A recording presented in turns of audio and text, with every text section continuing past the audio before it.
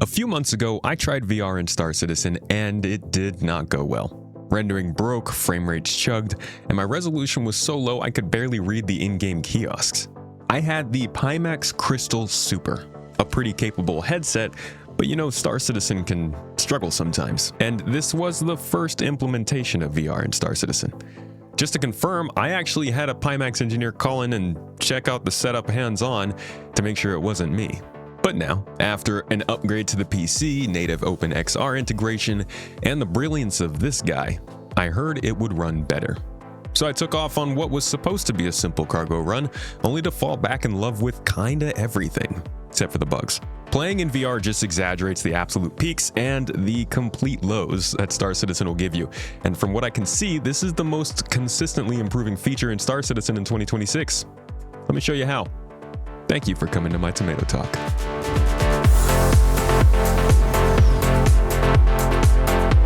So when Pimax originally approached me to offer a look into Star Citizen VR in January, I can't lie, I was interested. I had never tried VR before, but I had played the game plenty.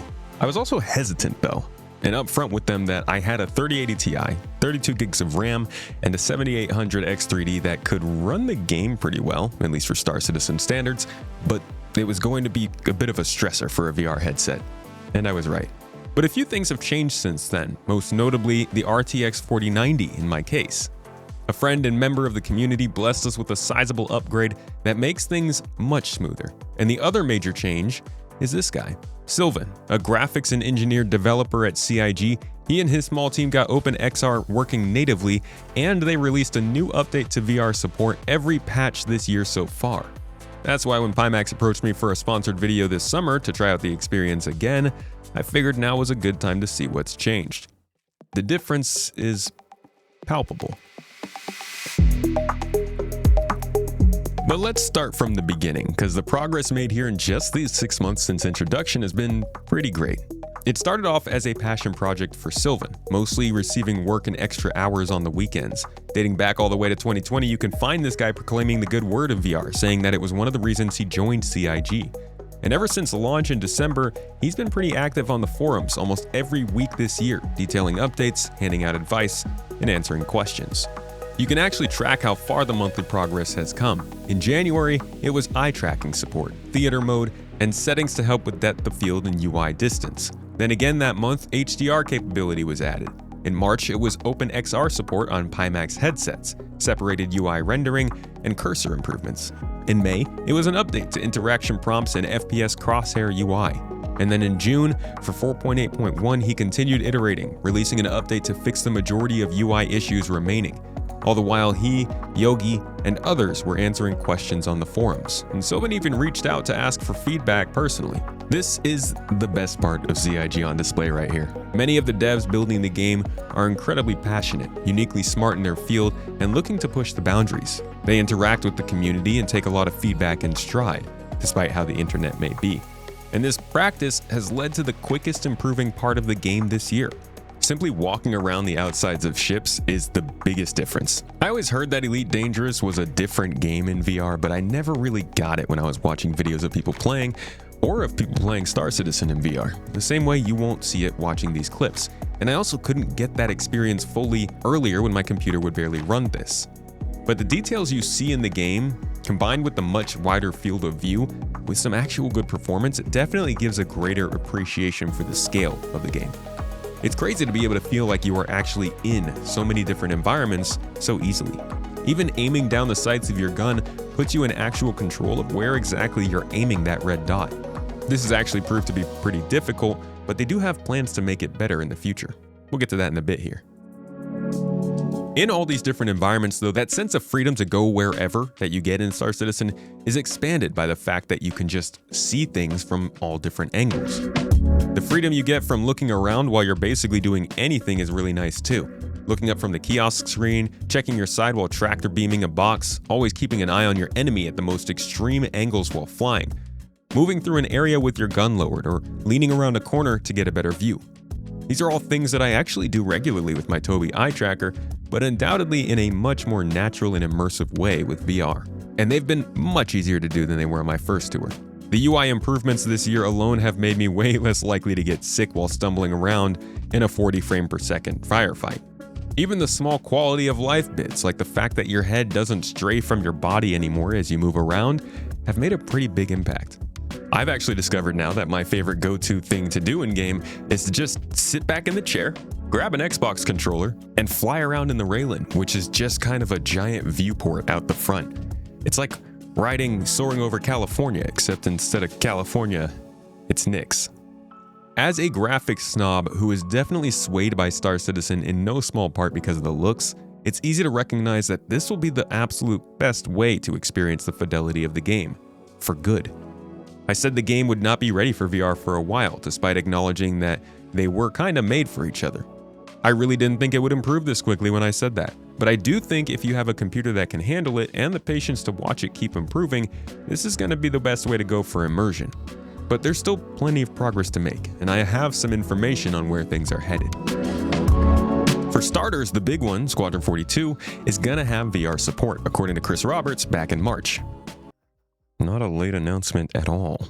While I don't know what that means for Squadron 42, in Star Citizen, one of the biggest medium-term goals is foveated rendering, an optimization that will continue improving the performance of Star Citizen on VR headsets drastically. Motion controls will be implemented to help make interactions in FPS gameplay like aiming down sights feel more natural. Interactions with the world have already been highlighted as a big part of the games, so this is likely pretty key.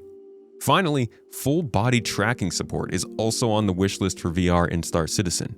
I'll let you get creative with where you think that might go. With the basics like UI starting to mature, I do think by the end of 2026 we'll be seeing some pretty big news surrounding virtual reality at CIG. With all the simultaneous updates coming to the various peripherals you can use to control the game, like Game Glass and D-Box implementation, Star Citizen is continuing a pretty steady march towards the top spot to experience virtual reality and sim rigs. And I do believe high-end headsets like the Pimax Crystal Super are going to stick around and improve as some of the best ways to experience it. And while it's not necessarily the best looking game out there anymore, it offers a unique combination of atmospheres, opportunities, and visuals that I think could end up being the best in-game experience for someone like myself. Period. Someday. Because while I've been impressed with this progress in 2026 so far, there are some problems that still have me putting this headset back in storage rather than whipping it out every day. VR has always scared people away because it can be a pain to set up every session. This is still true. Between the price needed for not just the headset but a computer that can run it, the patience to see what might be going wrong with software anytime you plug it in, and the time to put towards both VR and regular gaming sessions, it's a heavy personal and repetitive cost. I mentioned that last one because people can't spend all their time in VR, nor do I think they would want to. Realistically, particularly in Star Citizen, this is still just a way to experience the game for most people, not the way to actually play. Similar to playing with a controller, the support is there, you can make it work, but it's still not ideal. And from a hardware perspective, this only works if you have at minimum around a 3080 Ti, at least 32 gigabytes of RAM, and extra money for a VR headset. Even at that point, without the OpenXR, I was struggling. While there are a range of options, a high-resolution PC VR headset like what I'm using is going to get you the best visuals, like I said. Though the regular Crystal Light headset is a more affordable high-end choice that will get you much of the experience at a much better price point. Both are great options aimed at different players, but the high-end headset and a good PC to run it is a lot of money. All things considered, like a whole Odin or so. Though I guess you can actually use this. Then there's the form factor. The big bulky headset is one of the main reasons I've always stayed away from VR, and it lives on in the model I'm currently using. Though I do have to say it has inside-out tracking, so there's no tracking stations, and it is all handled in the headset, which adds to the size. But obviously you can't really see much outside of the headset. There is a pass-through camera, but while you're playing, if you're like me, you might find it hard to hit the right controls in a pinch on a mouse and keyboard. The tech is just about there. It really feels like this is going to be the premium experience, but the hardware still has a ways to go. Then there's the software. Introducing more hardware to Star Citizen means more chances to crash. But I also found it hard to determine what the problem actually was when I had trouble in VR. For one, the VRAM indicator on the menu does not account for VR, just your desktop. Though that's confirmed to be on the roadmap for a fix. And you'll find on the experience side that while we've seen several quality of life fixes, actually leaning around in the game is still limited by a lack of full body support. This, amongst other things, does make it kind of obvious that this is still a bit of an experimental experience, but it sounds like these problems with this current implementation are being considered as fixes for the future. Honestly, you've seen plenty of footage here, and if you can get past those bits that I've shown you, the game, it makes sense like this. VR has had a difficult time finding mass adoption, and Star Citizen has struggled to get traction in the mainstream. It's kind of a match made in heaven, a game that feels like it was built with VR in mind, even though it's still being built. Just like the Sim Pit scene, this will end up being that extra 10% of immersion that some players absolutely have to have for the best experience.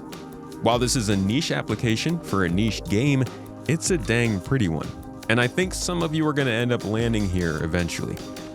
If you are interested in checking out one of these headsets, the mid-year sale is actually still going on right now until July 10th. You can hit the link below to fill out the upgrade form and get $80 off using the code TOMATO at checkout, which will also get you some free DMAS over-ear speakers, which usually retail for about $100 and I think are a pretty solid upgrade if you don't want the additional weight of headphones on when you're playing. And if you don't like the headset, well, the return policy is also pretty solid from them. I thought it was going to be a cool minute before Star Citizen was ready for some serious VR gameplay, and while it's still not quite there, I am happily wrong. It's coming along pretty quickly. I look forward to continuing to cover its development for you, and I thank Pimax for sending out a Crystal Light Super, and thank you for watching the video until the end. I hope you learned something new in this one, and I'll catch you in the next.